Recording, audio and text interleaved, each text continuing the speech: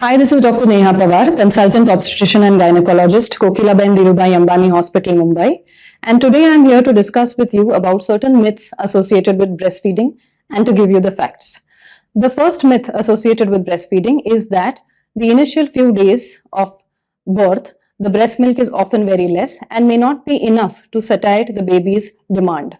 In fact, the colostrum, which the mother secretes in the first few days, is known as liquid gold and is not just enough to satiate the baby, but is also the most important form of nutrition that the baby should receive to improve its long-term immunity as well as to develop its growth. Another myth about breastfeeding is that if we don't breastfeed immediately after 2 or 3 hours, there'll be adequate milk for the baby to have for the next feed. This is wrong. In fact, the more you breastfeed the child, the more the milk supply increases because of the reflex through which the suckling reflex of the baby ensures that the milk supply keeps increasing. So it's important that you exclusively breastfeed the baby for 6 months, 24/7, day and night. Another myth about breastfeeding is that when the mother is sick, she should not breastfeed the baby.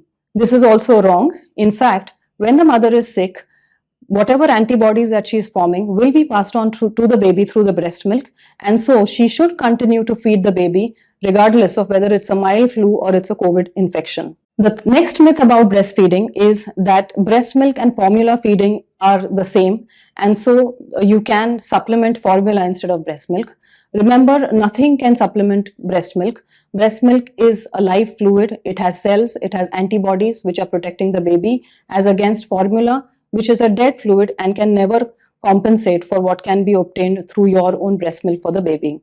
A lot of mothers are anxious about how they will resume work and whether they will have to stop breastfeeding.